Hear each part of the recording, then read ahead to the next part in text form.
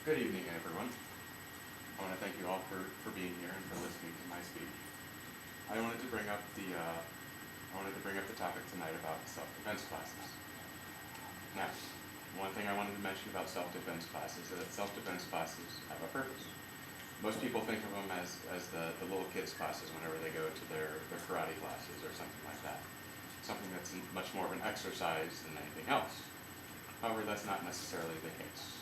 They have self-defense classes where you can learn realistic self-defense classes that are specific, whether you're trying to learn self-defense for women, for men, or for both.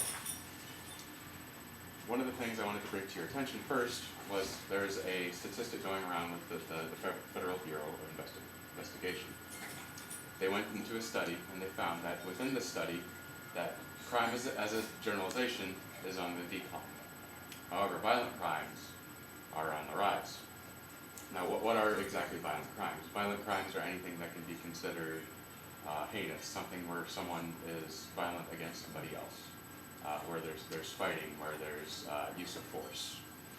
So that can be anything from aggravated assault to robbery, and armed robbery. So even though as a whole crime is on the decline, violent crimes are on the rise. And so what does that mean to everybody? I mean, most people are like, well, this is never going to happen to me. I've never had an experience where I felt like my life was threatened. Well, because of violent crime being on the rise, there's a chance that this could happen to anybody and everybody. So it's not just something that happens to them and it never happens to me. There's always that chance that it can happen to you as well. Now, I bring this up not to make everyone afraid and make everyone scared and make everyone think, oh no, there's going to be violent crimes and it's going to happen to me tomorrow. This isn't the case. One thing that you can do to help prevent that, one thing that you can do to protect yourself is taking more care of yourself. Something you can do is a little bit of awareness. Now, what is awareness? Now, they did a poll within many of the prisons of prisoners who have done violent crimes. They asked these prisoners, how did you pick your victims? Did you pick them based off of whether it was just a woman? Did you pick on the size of the person? Did you pick on how tall the person was? And that wasn't necessarily the case. What they found is how the person walked and how the person carried themselves. If the person looked like a victim in the eyes of the criminal, they chose them as their victim. If they saw someone who they didn't meet that criteria, they didn't go after them. Now, how did someone look like a victim? What the criminals had mentioned was one of the things that the person has their hands in their pockets. They're not paying attention to what's going on, they have their hands in their pockets. They're not as readily available to get their hands out to protect themselves. Another thing that they said is if the person is looking down at the ground and not looking at everything that's going on around them, that was another thing that they saw as a sign of weakness and a sign of an easy victim.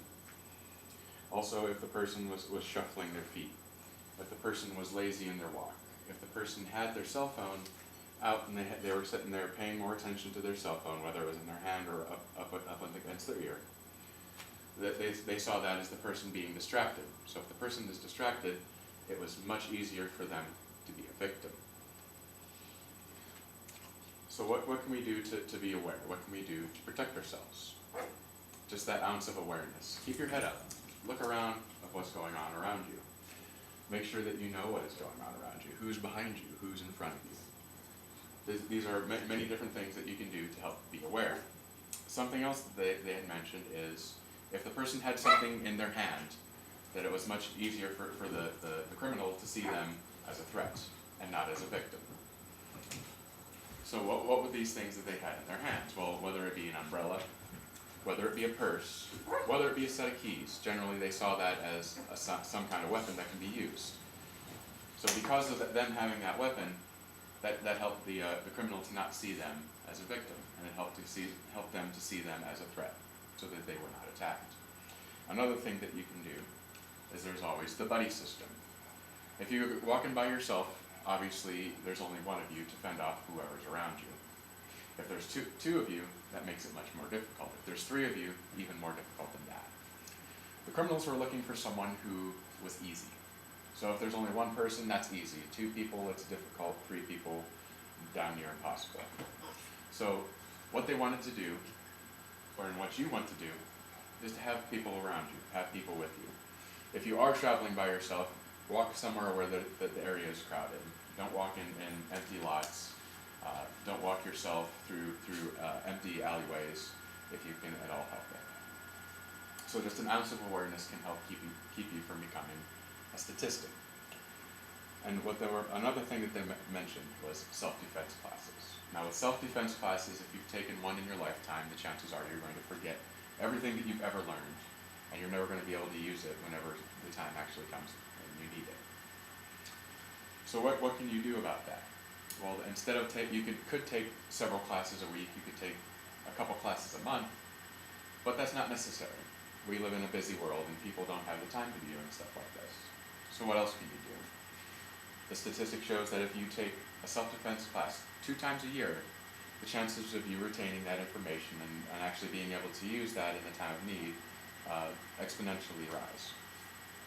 So what you should do, take a self-defense class during the beginning of the year, take a self-defense class towards the end of the year. You don't have to take one every month, you don't have to take one every week. Just once at the beginning, once at the end as a refresher. And then the next year comes up, once at the beginning, once at the end as a refresher. Now what are some of the things that you can hope to learn at these self-defense classes? These aren't necessarily your karate classes where you're going to be learning that your punches, your kicks. You're not learning how to be a taekwondo expert. You're not looking to become a black belt. You're just learning how to defend yourself in a situation. Some of the things that they're going to teach you are some of the things that I've already gone over about the ounce of awareness. Keep something in your hand, whether it be a walking stick, whether it be an umbrella, whether it be your purse, a set of keys. Generally, that's something to help fend off any attacker that would try to attack you. Another thing that you can hope to learn is that if you are only taking self-defense classes and you aren't becoming a martial arts expert, they will tell you never to punch someone in the face. And the reason of that being is that you have small bones in your hands. These two knuckles are not supported, these 2 knuckles are supported. And if you punch someone in the head, which is the thickest bone in their body, your hand will break, and your hand will break easily. So if you are taking a quality self-defense class, they'll teach you how to use open hand techniques. Something else that you will learn is to use your feet. Learn how to stomp. They're not going to teach you any kicks to the head. This isn't Bruce Lee. This isn't the mixed martial arts world. This isn't heavyweight kickboxing. So, but another technique that you will learn in a good self-defense class, you'll learn how to stomp on feet. You'll learn how to kick at shins and at knees. If they teach you to kick anything above that, chances are you're in the wrong self-defense class and you should find another one. So in closing, I just wanted to give you a couple of these statistics. I wanted to give you a little bit of this information so that you can see for yourself how self-defense classes can be helpful to you, so that you can keep yourself from becoming a statistic.